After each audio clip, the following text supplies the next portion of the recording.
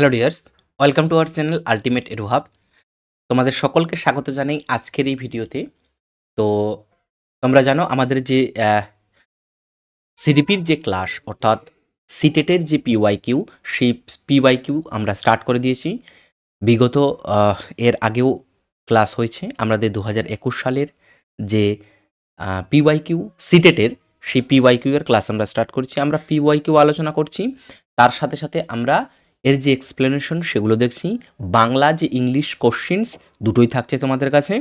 তো তোমরা দুই দিক থেকেই লাভজনক বা লাভ হতে পারে এবং দুই দিক থেকেই তোমরা লাভ তুলতে পারো। এবং এই যে সিটেটের পিওয়াইকিউ করানো হচ্ছে, এটা শুধুমাত্র সিটেটের জন্য কাজে নয়, WB primary TET, upper primary, যে কোনো ধরনের যে সমস্ত অর্থাৎ আমরা টিচিং প্রফেশনের যেসব জায়গায় আমাদের সিডিপি রয়েছে সেগুলোতে সব জায়গায় কাজে লাগবে। এবং আমরা যে পিওয়াইকিউ করি, সেই পিওয়াইকিউ এর মাধ্যমে আমরা কিছু কিছু এক্সট্রা যে কনসেপ্ট সিলেবাসে যেটা দেওয়া থাকে তার সাথে থেকে অনেক সময় বাইরেও আমাদের কোশ্চেন্স জিজ্ঞাসা করানো হয়। তো সেখান থেকে আমরা করতে পারি, মানে জানতে পারি এবং কনসেপ্ট আমরা তার সাথে সাথে যেগুলো এক্সট্রা মনে হবে একটু কঠিন প্রশ্ন, সেগুলোর আমরা এক্সপ্লেনেশন কিন্তু এখানে দেখে নিচ্ছি। তো ভিডিওটি অবশ্যই তোমরা ভালো করে দেখবে এবং অবশ্যই শুনবে এবং তোমরা কমেন্ট করে এর মতামত জানাবে এবং অবশ্যই শেয়ার করবে। তো আজকে যে আমাদের 2021-এর যে সিটেট, তার যে পেপার ওয়ানের সিডিপি পার্ট, সেই পার্টের হচ্ছে আমার দ্বিতীয় নাম্বার আজকে আমরা ক্লাস। এর আগে যারা করোটি ক্লাসটি তারা গিয়ে দেখতে পারো, দেওয়া আছে প্লেলিস্টে কিন্তু দেওয়া আছে, ঠিক আছে। সো কোশ্চিন নাম্বার 11 দেখো, কোশ্চিন নাম্বার 11 বলে দেওয়া হচ্ছে জন্ম থেকে কৈশোর পর্যন্ত শিশুদের মধ্য বিকাশের ক্রম হলো। কি বলছে? জন্ম থেকে কৈশোর পর্যন্ত শিশুদের বিকাশের ক্রম হলো সংবেদনশীল, মূর্ত, বিমূর্ত। বিমূর্ত, সংবেদনশীল, মূর্ত, মূর্ত, বিমূর্ত, সংবেদনশীল, নাকি বিমূর্ত, মূর্ত, সংবেদনশীল। এইগুলো তোমাদের পরপর স্টেপ ওয়াইজ সাজাতে হবে। এখানে কিন্তু ইংলিশও দেওয়া আছে এবং বেসিক্যালি সিটেটের যে কোশ্চেন সেটা তো বেসিক্যালি ইংলিশ হয়ে থাকে, কিন্তু সেটা আমরা বাংলা ট্রান্সলেট করে বাংলা থেকেও জানার চেষ্টা করছি। যাদের প্রাইমারি ডাব্লিউবি প্রাইমারি টেট করবে তাদের জন্য যেন এই বিষয়টি সুবিধা হয়। ক্লিয়ার? তো sequence of development among children from birth two adolescence, sensory concrete abstract, abstract sensory concrete, concrete abstract sensory, abstract concrete sensory. দেখো, এর যদি আমরা বেসিক্যালি অ্যান্সার দেখে থাকি তাহলে সেটা হচ্ছে আমাদের সংবেদনশীল, মূর্ত, বিমূর্ত। কেন? দেখো, সেন্সরি আমরা যদি পিয়াজের থিওরি পড়ে থাকি তাহলে সেই পিয়াজের থিওরিতে প্রথম যে স্টেপ দেওয়া ছিল সেটা কি ছিল ডেভেলপমেন্টের? সেটা স্টেপ ছিল সেন্সরি, মোটর স্টেজ। তারপরটা ছিল প্রি অপারেশনাল। আমরা যেখানে দেখে থাকি যে অ্যাবস্ট্রাক্ট যে ধারণা, মানে অ্যাবস্ট্রাক্ট ধারণার আগে আমাদের কংক্রিট যে ধারণা সেটা প্রয়োজন, কংক্রিট ধারণা সেটা প্রয়োজন, দেন অ্যাবস্ট্রাক্ট। তো এই দিক থেকে যদি আমরা দেখি সেন্সরি, কংক্রিট, দেন অ্যাবস্ট্রাক্ট, দেন অ্যাবস্ট্রাক্ট। অ্যাবস্ট্রাক্ট অ্যাকচুয়ালি বলা হচ্ছে বিমূর্ত, মূর্ত থেকে বিমূর্ত, কংক্রিট মূর্ত, ঠিক আছে। কংক্রিট অ্যাকচুয়ালি মূর্ত। মূর্ত মানে আমার সামনে কোনো বিষয়বস্তু আছে, সেই বিষয়বস্তু দেখে আমি সেখান থেকে ধারণা নিচ্ছি এবং তোমাকে বিষয়বস্তু দেখিয়ে, বাচ্চাদের যখন কোনো বিষয়বস্তু দেখানো হয় তাদের সেই বিষয়বস্তু দেখিয়ে, মানে একটি বিষয় দেখিয়ে বা একটা বস্তু দেখিয়ে সেখান থেকে ধারণা দেওয়া হচ্ছে, সেটা হলো আমার কংক্রিট। কিন্তু একটা ইমাজিনেশন আকারে যখন আমরা কোনো গল্প কোনো কিছু তাদের সামনে তুলে ধরছি, এটা হচ্ছে অ্যাকচুয়ালি অ্যাবস্ট্রাক্ট। বুঝতে পারলে? অ্যাবস্ট্রাক্ট মানে বিমূর্ত, সামনে বিষয়বস্তু নেই কিন্তু আমি তাদের ধারণা বা তাদের ওই ধারণাটা তৈরি করতে পারছি। নেক্সট 12 নম্বর কোশ্চিন, একটি প্রগতিশীল শ্রেণীকক্ষে ব্যক্তিগত পার্থক্য হিসাবে বিবেচনা করা উচিত। কোশ্চিন বলে দেওয়া আছে যে individual differences in progressive classroom should be treated S, অর্থাৎ ব্যক্তিগত পার্থক্য আমরা বেসিক্যালি জানি যে ক্লাসরুমে ব্যক্তিগত পার্থক্য প্রয়োজন এবং ব্যক্তিগত পার্থক্যকে সামনে রেখেই স্টুডেন্টদের যে পড়ানো সেটি পড়াতে হবে। তাহলে এর জন্য বেসিক্যালি বলা হচ্ছে যে এর জন্য কি করতে হবে, এর জন্য কি হিসাবে ট্রিটেড করা উচিত আমার, মানে পার্থক্য কি হিসাবে বিবেচনা করি? শিখনের যে প্রক্রিয়া বা শেখার যে প্রক্রিয়ার প্রতিবন্ধকতা রেখে, a hindrance to process of learning, a failure on a part of teacher, অর্থাৎ শিক্ষকের ব্যর্থতা। এটা একটা যোগ্যতা ভিত্তিক দল তৈরির মানদণ্ড, মানে একটা ক্রাইটেরিয়া ফর মেকিং করতে হবে সেটা। আর importance for planning on teaching learning process, অর্থাৎ শিক্ষণ প্রক্রিয়ায় পরিকল্পনার জন্য গুরুত্বপূর্ণ। তাহলে কি দেখে বিবেচনা করা উচিত? হ্যাঁ, কি দেখে বিবেচনা করা উচিত? তাহলে 12 নম্বরের কোশ্চেনে যদি আমরা একটু যদি ভাবো, তোমরা ভেবে তোমরা অ্যান্সার করতে পারবে এবং তোমরা শেষে কিন্তু অবশ্যই জানাবে যে তোমরা এই এতগুলোর মধ্যে 10টি কোশ্চেনের মধ্যে তোমরা কয়টি অ্যান্সার করতে পেরেছো। তো কোশ্চিনের অ্যান্সার, সরি, হ্যাঁ,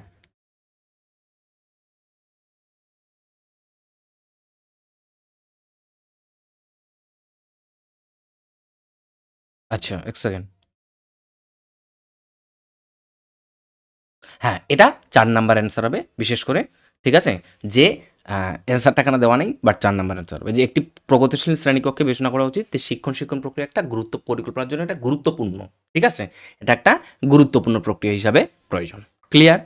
একটু যদি আমরা দেখি যে শিক্ষকের যে সমস্ত পন্থা গ্রহণ করার, হ্যাঁ? শিক্ষকের যে সমস্ত পন্থা গ্রহণ করতে হবে, বুঝতে পারলে? শিক্ষকের যে সমস্ত পন্থা গ্রহণ করতে হবে, তাহলে সেই ক্ষেত্রে বলা হচ্ছে শ্রেণীকক্ষে ছাত্র সংখ্যা কম, মানে যতটা সম্ভব আমাদের যে এনইপি 2020 যদি দেখি, যেখানে আমাদের রেশিও বলে দেওয়া হয়েছে, হ্যাঁ, 25:1 এবং এছাড়াও 30:1, ঠিক আছে? ওটা ডিপেন্ড করে কী ধরনের ক্লাসরুম বাকি। হলো? এটা হলো? তাহলে এটা। তো এই ক্ষেত্রে শিক্ষকের বিভিন্ন পন্থা গ্রহণ করা প্রয়োজন। শ্রেণীকক্ষে ছাত্র সংখ্যা কম রাখতে হবে। নির্দেশনা দানের জন্য যথাসম্ভব শিক্ষার্থীর ওপর বা ব্যক্তিগতভাবে মনোযোগ দিতে হবে। কারণ দেখো, আমরা যখন মাল্টি ডাইমেনশনাল বা মাল্টি ক্লাসরুমের কথা বলছি, দ্যাট মিনস একজন স্টুডেন্ট, আমরা অনেক সময় কোনো বিষয় পড়ানোর সময় সেই বিষয়গুলো আমরা পয়েন্ট ধরে লিখে রাখছি পয়েন্ট ধরে। তাহলে সেই বিষয়গুলো যখন আমরা পয়েন্ট ধরে লিখে রাখছি এবং আমরা বলছি তাদের সামনে, এবং দরকার হলে কখনো কখনো আমরা কিছু বিষয় হয়তো তাদের সামনে গিয়ে বোঝানোর চেষ্টা করছি বা অ্যাক্টিং করে দেখাচ্ছি, তো শিক্ষককে ক্লাসে এগুলো করতে হবে। অর্থাৎ মাল্টি ডাইমেনশনাল অ্যাপ্রোচ ইউজ করতে হবে তার স্টুডেন্টদের পড়ানোর জন্য। কারণ কেউ অডিও লার্নার, কেউ শুনে শুনে বিষয়বস্তু ভালো বুঝতে পারে, এবং কেউ অনেক সময় দেখে দেখে বা বোর্ডে লিখে রাখলে সেই ক্ষেত্রে বিষয়বস্তু ভালো বুঝতে পারে।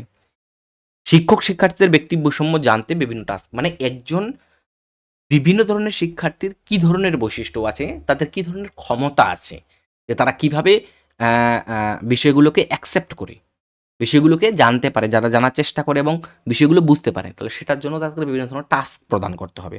শিক্ষক শিক্ষার্থীদের জন্য বিশেষ প্রশিক্ষণের ব্যবস্থা, অর্থাৎ এটি জানার জন্য, অর্থাৎ পার্সোনালিটি ডেভেলপমেন্ট আমরা যেটা বলে থাকি, এবং অনেক সময় যে ইন্টারভেনশন প্রোগ্রাম, যারা প্রাইমারি স্কুলের টিচার্স বা অন্যান্য টিচার্স, হ্যাঁ, তাদের জন্য যে কোনো স্কুলের টিচার্সকে ইন্টারভেনশন প্রোগ্রামে ইউজ করা হয়। সেখানে কি অ্যাকচুয়ালি স্টুডেন্টদেরকে কিভাবে আমাদের আরও প্রগ্রেসিভ ওয়েতে পড়ানো প্রয়োজন, এগুলো শেখানো। 13 নম্বর কোশ্চেন্স বলে দেওয়া আছে, একটি অন্তর্ভুক্তিমূলক শ্রেণীকক্ষে জোর দেওয়া উচিত। একটি অন্তর্ভুক্তমূলক শ্রেণীকক্ষে জোর দেওয়া উচিত কি? অর্থাৎ inclusive classroom emphasis should be on কার পর? আমরা যদি অন্তর্ভুক্তিমূলক শ্রেণীকক্ষ, ইনক্লুসিভ ক্লাসরুম, বর্তমানে যেটা কনসেপ্ট, এর আগে ছিল স্পেশাল, দেন ইন্টিগ্রেটেড, দেন ইনক্লুসিভ আসলো। তাহলে ইনক্লুসিভ ক্লাসরুমের ক্ষেত্রে আমরা আবার মানে কি কোন বিষয়টার উপর গুরুত্ব দেওয়া উচিত? তাহলে এই কোশ্চেনটার প্রথমেই তোমার মাথায় রাখতে হবে যে যখন ইনক্লুসিভ ক্লাসরুম বলছে, সেখানে স্পেশাল যে লার্নার এবং নর্মাল লার্নার দুজনে ইনক্লুডেশন থাকছে। তাহলে এটা কি মানে শ্রেণীকক্ষে কি জোর দেওয়া উচিত? কর্মক্ষমতা ভিত্তিক লক্ষ্য, অবিভেদ্য নির্দেশাবলী, শিক্ষার্থীদের সামাজিক পরিচয়ের উপর ভিত্তি করে পৃথকীকরণ, নাকি স্বতন্ত্র শিশুদের সম্ভাবনা সর্বাধিক করার লক্ষ্যে সুযোগ প্রদান করা। অর্থাৎ providing opportunities aiming at the maximising potential of N individual children. অর্থাৎ সেই সমস্ত শিশুদেরকে কি করা? সুযোগ প্রদান করা, কি এইম রেখে? At the maximising potential of individual, মানে ইন্ডিভিজুয়াল যে চিলড্রেন, মানে সমস্ত সেইসব শিশুর, প্রত্যেক ব্যক্তিগত শিশুর তার যে সর্বাধিক ক্ষমতা, হ্যাঁ, সেই সর্বাধিক সম্ভাবনা সেটিকে বের করার জন্য অপরচুনিটিস প্রদান করা। ক্লিয়ার? তাহলে এর যদি আমরা অ্যান্সার দেখি, অবশ্যই স্বতন্ত্র শিশুদের সম্ভাবনা সর্বাধিক লক্ষ্যে করার লক্ষ্যে সুযোগ প্রদান করে। কারণ ইনক্লুসিভ ক্লাসরুমে দুজনেই থাকছে এবং বিভিন্ন ধরনের যেহেতু লার্নার সেখানে থাকছে, কেউ ইন্টেলিজেন্স লার্নার থাকছে, কেউ মডারেট ইন্টেলিজেন্স লার্নার থাকছে, তাহলে ইনক্লুসিভ ক্লাসরুমে সব ধরনের সুযোগ প্রদান করতে হবে। কথাটা বুঝতে পারলে? 14 নম্বর কোশ্চেন্স, প্রতিবন্ধী ব্যক্তিদের, হ্যাঁ, আইন, যেটাকে বলা হয় right of person with disabilities act, যেটা 2016 হয়েছিল। Which of the following terms is appropriate to use? তাহলে এই মানে কোন শব্দটি উপযুক্ত যদি আমরা এই আইনের দিক থেকে ব্যবহার করি? মানসিক প্রতিবন্ধী ছাত্র, বা হ্যাঁ, প্রতিবন্ধী ছাত্র বা ছাত্রী, যদি আমরা বলি শারীরিক স্টুডেন্টস, অ্যাকচুয়ালি বলা হবে স্টুডেন্ট, নাকি শারীরিক প্রতিবন্ধী ছাত্রী, নাকি পঙ্গু সরিষ্ঠ ছাত্রী, অর্থাৎ retarded student, handicapped student, student with physical disability, না student with crippled body. Right of person with disability অ্যাক্টের অ্যাপ্রোপ্রিয়েট টার্ম যদি আমরা দেখি, তাহলে কি হয় হবে? সেখানে যদি আমরা দেখি বিশেষ করে ফিজিক্যাল ডিসেবিলিটির কথা বিশেষ করে বেশি গুরুত্ব দেওয়া হয়েছিল, বা এই অধিকার আইনের ক্ষেত্রে। দেখো বিভিন্ন এই যে অধিকার আইন ছিল, এই অধিকার আইনের অনেকগুলো পার্ট ছিল এবং অনেকগুলো বিষয় ছিল, যেখানে প্রতিবন্ধীদের জন্য কি করা হবে, অ্যাকচুয়ালি ফিজিক্যাল ডিসেবিলিটিসের জন্য, মানে অন্যান্য ডিসেবিলিটিস এবং ফিজিক্যাল ডিসেবিলিটিসের জন্য তাদের যে অপরচুনিটি এবং তাদের যে মানে অ্যাকচুয়ালি আমরা বলতে পারবো তাদের যে একটা যেরকম শিক্ষার অধিকার আইন, এই ধরনের তাদের শিক্ষাটাও কি তাদের জন্য একটা অধিকারযুক্ত। তো তারা ডিসেবিলিটি আছে বলে সেমন কিছু নয়। তো রাইট পারসন ডিসেবিলিটি অ্যাক্টের কি লক্ষ্য ছিল? বৈষম্য প্রতিরোধ করা, অর্থাৎ ডিসক্রিমিনেশন যে আমরা করছি, যে এ কোনো ডিসেবিলিটি আছে বলে তাকে আমরা সঠিকভাবে হয়তো নেগলেক্ট করবো আমি তাদের, এমন কোনো বিষয় নয়। তাদেরকে বৈষম্য প্রতিরোধ করতেই হবে। এটা প্রতিবন্ধী ব্যক্তিদের পূর্ণ অংশগ্রহণ এবং অন্তর্ভুক্তি করা। পূর্ণ অংশগ্রহণ কোথায়? ক্লাসরুমে, এবং ক্লাসের যে স্কুলের যে বিভিন্ন ধরনের কর্ম, সেই কর্মে পার্টিসিপেশন করা এবং তাদের অন্তর্ভুক্তি নিশ্চিত করা, এটা আইনের লক্ষ্য ছিল। প্রতিবন্ধী ব্যক্তিদের সমতার অধিকার নিশ্চিত করা, প্রতিবন্ধী ব্যক্তিদের মর্যাদার সাথে বেঁচে থাকার অধিকার নিশ্চিত করা। যেন কি এছাড়াও যদি দেখি আমরা, হ্যাঁ, তাদের মানে আমরা যদি অ্যাকচুয়ালি স্পেশাল এডুকেশন যখন ছিল, হুম, মানে তখন কি সমস্যা হয়েছিল জানো? যখন ছিল তখন মানে প্রথম দিক থেকে শুরু হয়েছিল, সমস্যাটা কি হয়েছিল? ইনক্লুসিভ এডুকেশন কনসেপ্টটা কেন আসলো? কারণ সেই সময়ে বিশেষ করে যখন যে সমস্ত স্পেশাল স্কুলে গিয়ে ডিসেবিলিটির যারা স্টুডেন্টস তাদের ওখানে গিয়ে পড়াশোনা করানো হচ্ছে, সমস্ত কিছু সেখানে করানো হচ্ছে, করানো হওয়ার ফলে নর্মাল লাইফে যখন তারা ফিরে আসছে, তখন মানে নর্মাল সোসাইটিতে যখন ফিরে আসছে, তাদের যে অ্যাডাপ্টেশন, হ্যাঁ, তাদের যে সেই চলাফেরাটা নর্মাল লাইফে হচ্ছে, সেই ক্ষেত্রে তাদের সমস্যা দেখা দিচ্ছে। যার ফলে এই বিষয়টি করানো হলো যে না, নর্মাল স্কুলে তাদের ইনক্লুসিভ ওয়েতে তাদেরকে পড়াতে হবে। প্রতিবন্ধী ব্যক্তিদের মর্যাদা নিশ্চিত করা, প্রতিবন্ধী ব্যক্তিদের সততার প্রতি সম্মান জানানোর অধিকার। আচ্ছা, অন্যদের সাথে সমান ভিত্তিতে আইন ক্ষমতা আছে তার নিশ্চিত করা, অর্থাৎ একজন নর্মাল ব্যক্তির যে আইনগত অধিকার সেটা তাদেরও আছে, এবং আইনের সামনে প্রতিবন্ধিত ব্যক্তিদের স্বীকৃতি পাওয়ার অধিকার নিশ্চিত করা। ঠিক আছে, এই বিশেষগুলো 15 নম্বর কোশ্চিনস আজকের বলে দেওয়া হয়েছে, যে সকল ছাত্রছাত্রীরা শেখার বা শিখনের যদি আমরা দেখি অসুবিধার সম্মুখীন হচ্ছে, যাদের চাহিদা পূরণ করার জন্য একজন শিক্ষকের কি করা উচিত নয়। প্রশ্নটা ভালো করে পড়তে হবে। In order to address the needs of students who are facing learning difficulties, A teacher should not কি করতে পারবে না? Use of multiple audio visual AIDS, এটা ইউজ করতে পারবে না। নাকি ইউজ কনস্ট্রাকটিভ পেডাগজিক্যাল অ্যাপ্রোচেস, এটা ইউজ করতে পারবে, এটা নয়, মানে এইটা উচিত নয় ইউজ করা। কি উচিত নয় করা? ডু ইন্ডিভিজুয়ালাইজড এডুকেশনাল প্ল্যানিং, নাকি practice rigid structures for pedagogy and assessment, অর্থাৎ পেডাগজি এবং মূল্যায়নের জন্য কঠোর কাঠামো অনুশীলন করা যদি আমরা দেখি, একটা রিজিড স্ট্রাকচারস বলা হয়। তো কোনটি হয়? দেখো, উপরের তিনটি যদি আমরা দেখি তাহলে তিনটিই বলতে পারবো আমরা কি, যে না এটা উচিত। বাট পর নাম্বার যদি আমরা দেখি, বলছে যে পেডাগজি এবং মানে মূল্যায়নের জন্য কঠোর কাঠামো, না এটা কোনো মতেই নয়, এটা কোনো মতেই নয় কিন্তু। ক্লিয়ার? কোনো মতেই নয়। তাহলে 15 নম্বর কোশ্চেন হয়ে গেল। এবার আমাদের 16 নম্বর কোশ্চেন।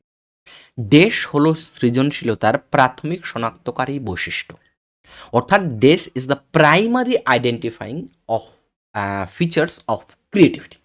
অর্থাৎ ক্রিয়েটিভিটির যদি আমরা দেখি, অ্যাকচুয়ালি ক্রিয়েটিভিটি কী করে আমরা শনাক্ত করতে পারবো যে এই স্টুডেন্টস বা এই ব্যক্তি ক্রিয়েটিভ?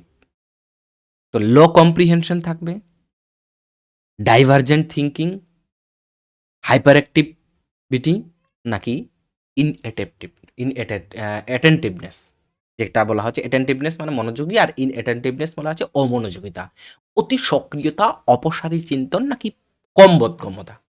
যদি আমরা বাংলায় দেখি তাহলে এর মধ্যে আমরা কোনটি কি বলা হচ্ছে যে সৃজনশীলতার ক্ষেত্রে শনাক্তকারী, কি সৃজনশীলতার ক্ষেত্রে শনাক্তকারী? দেখো, অ্যান্সার তো অবশ্যই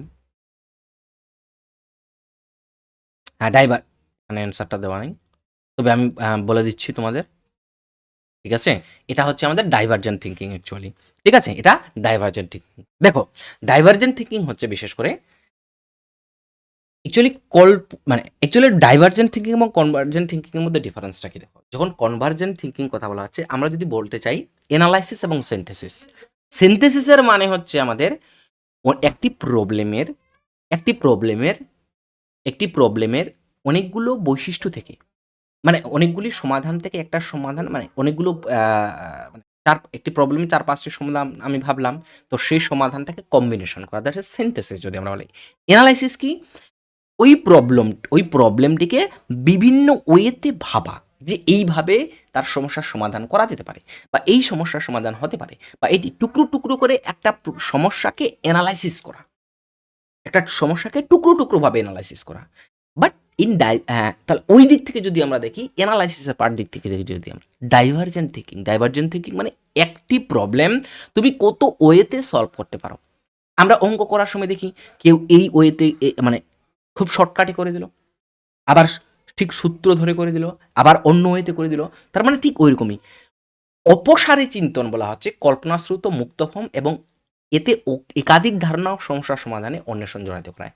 আর একটি সমস্যার একক এবং কংক্রিট সমাধান, চারদিক থেকে ভাবনা চিন্তা, হ্যাঁ একটাই সমাধান। আর এটা একটি প্রবলেম আমি কত ওয়েতে ভাবনা চিন্তা করে বোঝাতে পারছি বা আমি সলভ করতে পারবো। তাহলে এই জন্য বলা হচ্ছে যে ক্রিয়েটিভ কখন বলবো, যখন আমি দেখবো যে ক্রিয়েটিভ কখন আমরা বলবো যে একটি বিষয় সে আলাদাভাবে করছে, নর্মাল ব্যক্তিদের থেকে আলাদাভাবে করছে সমস্যার সমাধান, তো সেই ছাত্রকে আমরা কি ভাববো? Creative. So creative is related to divergent thinking. কি মনে রাখতে পারবে তোমরা? ক্রিয়েটিভিটি রিলেটেড কথার সাথে divergent thinking, not convergent thinking. Convergent thinking is synthesis, আর ডাইভার্জেন্ট থিঙ্কিং আমরা বলতে পারি এনালাইসিস যদি আমরা বলি, বাট একটু আলাদা। আমরা যদি বলি ওই দিক থেকে ধরি, ঠিক আছে? তাহলে creativity is related to divergent thinking. কি? Divergent thinking. Hello, next question 17 number. In order to address learners from diverse backgrounds a teacher should to, কি করা উচিত? অর্থাৎ বিভিন্ন পটভূমি থেকে শিক্ষার্থীদের সম্বোধন করার জন্য একজন শিক্ষকের কি করা উচিত? In order to address learners diverse background থেকে নেওয়ার জন্য। অ্যাকচুয়ালি ডাইভার্স ব্যাকগ্রাউন্ড বেসিক্যালি বলা হচ্ছে যে কেউ হয়তো সোসাইটির যদি আমরা দেখি নিম্নবর্গ থেকে এসছে, উচ্চবর্গ থেকে এসছে, তারা ডাইভার্স ব্যাকগ্রাউন্ড থেকে এসছে। কেউ কারো অর্থ কর্মের দিক থেকে, কেউ আবার মনে করো যে বাড়িতে কারো ধরনের এডুকেশন নাই, সে এডুকেশন নিতে। তো এই ধরনের প্রাক্তন শিক্ষকের কী করা উচিত?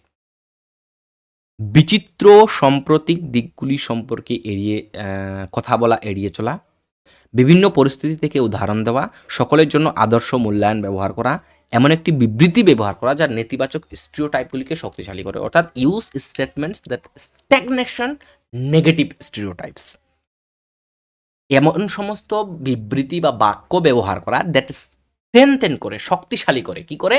নেগেটিভ স্টিরিওটাইপস মানে নেগেটিভ বা স্টিরিওটাইপ যে ধারণা, সেই ধারণাগুলোকে কি করবে? শক্তিশালী করবে। তাহলে শিক্ষকের কোনটি করা উচিত? যে avoid talking about aspects related to diversity, মানে ডাইভার্সিটির সম্পর্কে কথা বলা বন্ধ করতে হবে, এড়িয়ে চলতে হবে। Draw example from diverse setting, বিভিন্ন ডাইভার্স সেটিং থেকে এক্সাম্পল দিতে হবে। Use standardised assessment for all, মানে সবার জন্য, সকলের জন্য একটা আদর্শ মূল্যায়ন ব্যবহার করা। তাহলে কি করা উচিত? দেখো, অবশ্যই বিভিন্ন পরিস্থিতি থেকে আমাদের উদাহরণ দেওয়া। কার? Draw examples from diverse setting, বিভিন্ন সেটিং থেকে পরিস্থিতি থেকে আমাদের কি করা? একটা উদাহরণ দেওয়া একজন শিক্ষকের মূল যে কর্তব্য, সেই কর্তব্য।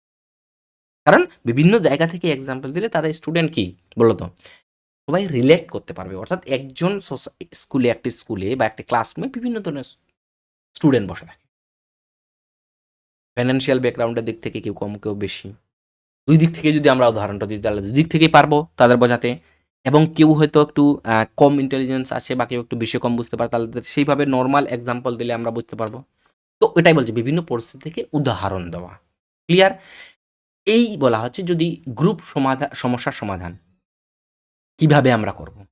অ্যাকচুয়ালি গ্রুপ সমস্যার সমাধান, কাউকে দায়িত্বে নিযুক্ত করা, সঠিক দলটাকে নির্বাচন করা, অ্যাসাইনমেন্ট হোমওয়ার্ক দেওয়া, মানুষকে বুদ্ধিমত্তার জন্য, অর্থাৎ giving people to time to the brain স্ট্রমিংয়ের জন্য, অর্থাৎ বুদ্ধিমত্তার জন্য ব্রেন স্ট্রমিং কোনো বিষয় নিয়ে আলোচনা করতে দেওয়া, মিটিং সংক্ষিপ্ত রাখা, একটি এজেন্ডা সেট করা, সেটিং এজেন্ডা মানে এখানে গুড এজেন্ডার কথা বলা হচ্ছে, সব ধারণা শোনা, লিসেনিং টু অল আইডিয়াস। তাহলে এটা যদি আমরা করি তাহলে গ্রুপ সমস্যার সমাধান অ্যাকচুয়ালি যে আমাদের প্রজেক্ট টাইপ অ্যাক্টিভিটিসগুলো স্টুডেন্টদের দিয়ে করানো, তাহলে সেগুলো আমরা কি করতে পারবো, সুস্থভাবে পরিচালনা করতে পারবো। কথাটা বুঝতে পারলে? এই হলো আমাদের কনসেপ্ট। নেক্সট বলা হচ্ছে আমাদের question number 18, sorry 18 number question হয়ে গেছে 17, আচ্ছা 19 কোশ্চেন্স হয়ে একটা কোশ্চেন্স বাই চান্স মিস্টেক হয়ে গেছে। তাহলে শিখনের বা শেখার অনুপ্রেরণা বজায় রাখা যায় শিশুকে শাস্তি দিয়ে, আয়ত্তভিত্তিক লক্ষ্যগুলিকে কেন্দ্র করে, শিশুদের খুব সহজ কাজ দিয়ে, মুখস্থ বিদ্যার ওপর কেন্দ্র করে। মোটিভেশন টু লার্ন মানে শেখার জন্য মোটিভেশন যেটাকে সাস্টেইন বজায় রাখা যায়। অনেক সময় আমরা বলি আমাদের মোটিভেশন কম, সব থেকে বেশি কাজ করে ইন্টারনাল মোটিভেশন। তুমি তোমার দিকে তাকাও, তুমি নিজেকে দেখো যে তুমি কি করতে পারতে আর কি করতে পারতেও বা কি করতে পারবে ভবিষ্যতে। নিজেকে নিয়ে ভাবনা চিন্তা করো, নিজের চারপাশটাকে নিয়ে, বাইরের মোটিভেশন থেকে সেলফ মোটিভেশন বা ইন্টারনাল মোটিভেশন হওয়ার বেশি প্রচেষ্টা করবে। সো বলা হচ্ছে এটার জন্য কি, মানে এটা বজায় রাখার জন্য কি করতে হয়, পার্সুইং দ্য চাইল্ড, মানে চাইল্ড মানে চিলড্রেনদেরকে বা শিশুদেরকে শাস্তি দেওয়া, focusing on mastery oriented goals, নাকি giving very easy task to children, নাকি focusing on rote memorization. Mastery oriented goals বলা হচ্ছে অ্যাকচুয়ালি বিষয় সম্পর্কে মানে সঠিক জ্ঞান দেওয়া এবং সেই বিষয়টা সম্পর্কে একটা পর্যাপ্ত নলেজ সংগ্রহ করা। অবশ্যই focusing on mastery oriented goals, অর্থাৎ যে লক্ষ্যগুলি আছে, যে লক্ষ্যগুলি আমি ডিসাইড করেছি, সেই লক্ষ্যগুলিকে আমরা সঠিকভাবে পরিপূর্ণ করব এবং তার জন্য যেটা করতে হয় সেটা করা প্রয়োজন। বুঝতে পারলে? তাহলে একজন শিশুকে তুমি বা একজন ব্যক্তিকে যদি তার লক্ষ্য কি সেটা মনে করিয়ে দাও, তাহলে তার ভিত্তিতে সে কি করতে পারবে বলো তো? তার ভিত্তিতে সে কি করতে পারবে? সে কাজ করতে পারবে। সেই কাজটা করতে সে সম্পূর্ণ হবে, তাহলে এইভাবে আমরা তাকে মোটিভেটেড করতে পারবো। হ্যালো? এরপর বলা হচ্ছে 20 নাম্বার কোয়েশ্চেনস, জ্ঞানের সাথে লজ্জা, যেটা সবথেকে বেশি বলা হয়, আমার লজ্জা করছে, এই করছে, যাই হোক।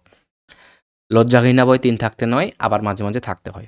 লজ্জা ড্যাশ জ্ঞানের সাথে কোনো সম্পর্ক নেই লজ্জার, নাকি জ্ঞানের উপর নেতিবাচক প্রভাব ফেলে বা প্রভাব আছে এর, নাকি বাচ্চাদের শিখনের জন্য বা শেখার জন্য উদ্বুদ্ধ করতে খুবই কার্যকারী লজ্জাটা, নাকি শিক্ষণ প্রক্রিয়া ঘন ঘন তৈরি করা উচিত। এই লজ্জা, হুম, যে লজ্জা নিয়ে তুমি থাকো বা আমরা থাকি, তো এটা কি অ্যাকচুয়ালি? জ্ঞানের সাথে লজ্জার কোনো সম্পর্ক নেই, নাকি জ্ঞানের পর নেতিবাচক প্রভাব আছে, নাকি বাচ্চাদের শেখার জন্য উদ্বুদ্ধ করতে কার্যকরী, নাকি শিক্ষণ প্রক্রিয়ায় ঘন ঘন তৈরি করা উচিত? Answer negative impact on cognition. কারণ লজ্জা দিয়ে কোনো ব্যক্তিকে বা স্টুডেন্টকে যদি আমরা শেখাই, মানে কেমন বলো তো, কোনো একটি কাজ করতে পারলাম, তাকে লজ্জিত করানো হলো ক্লাসের মধ্যে, তো এর ফলে ওই শিশুর মধ্যে নেগেটিভ মনোভাব চলে আসবে এবং সে ওই নলেজ গেদারের ক্ষেত্রে কি তার মনোবল আসবে না। তো লজ্জা জ্ঞানের উপর একটা নৈতিক প্রভাব, একটা মানে হচ্ছে কি বলা হচ্ছে, নেতিবাচক প্রভাব ফেলে। সো আজকের জন্য এইটুকুই ক্লাস। আশা করি তোমাদের এই যে কোশ্চেন্সগুলো করানো হলো এটি তোমাদের পরবর্তীকালের জন্য অবশ্যই কাজে দিবে এবং এই কোশ্চেন্সগুলো ধীরে ধীরে করার মাধ্যম দিয়ে আমরা এক্সট্রা কিছু নলেজ গেইন করতে পারবো, আমরা কিছু বিষয় শিখছি এবং তার সাথে সাথে যারা প্রিভিয়াস কোশ্চেন্স দেখোনি, আমি বলছি একটা এক্সাম ক্র্যাক করার জন্য তার প্রিভিয়াস ইয়ার কোশ্চেন্স এবং অ্যান্সার, এবং সেটার শুধু কোশ্চেন আর অ্যান্সার করা নয়, এই প্রশ্নটির এই উত্তর কেন হলো এবং তার এক্সপ্লেনেশন কি, তার সাথে যে রিলেটেড কনসেপ্ট সেগুলো জানা খুবই জরুরি। শুধুমাত্র কোশ্চেন অ্যান্সার করলে আমি যেতটুকু সময় তোমাদের 10টা কোশ্চেন করলাম সেটুকু সময় আমি 50টা কোশ্চেনও করে দিতে পারতাম, এই কোশ্চেন এই অ্যান্সার, কিন্তু সেটা প্রয়োজন নেই। কারণ 10টা কোশ্চেন থেকে যদি আমরা আরও 2টা 4টা 5টা কনসেপ্ট শিখি তাহলে সেটাই আমাদের কাছে অনেক জরুরি, ঠিক আছে, অনেক কাজের সেটা। ধন্যবাদ, আশা করি ভিডিওটি ভালো লাগছে। তো তোমরা অবশ্যই শেয়ার করবে, অবশ্যই লাইক করবে এবং কমেন্ট বক্সে অবশ্যই জানাবে, এবং তোমাদের কমেন্ট বক্স থেকে আমরাও মোটিভেটেড হবো, আমিও মোটিভেটেড হবো, এবং তোমাদের যে ক্লাস, যদি তোমরা এ রিলেটেড কোনো ক্লাস পেতে চাও বা করতে চাও, কোনো বিষয় সম্পর্কে তোমাদের যদি থাকে যে হ্যাঁ আমি এই বিষয়টি জানতে চাই, তাহলে অবশ্যই তুমি কমেন্ট বক্সে লিখে জানাবে, আমরা অবশ্যই সেটাকে সলভ করার চেষ্টা করব এবং সেই ক্লাসটি দেওয়ার চেষ্টা করব। ধন্যবাদ, দেখা হচ্ছে নেক্সট ক্লাসে। ভালো থাকবে, সুস্থ থাকবে এবং সুস্থভাবে পড়াশোনা করবে।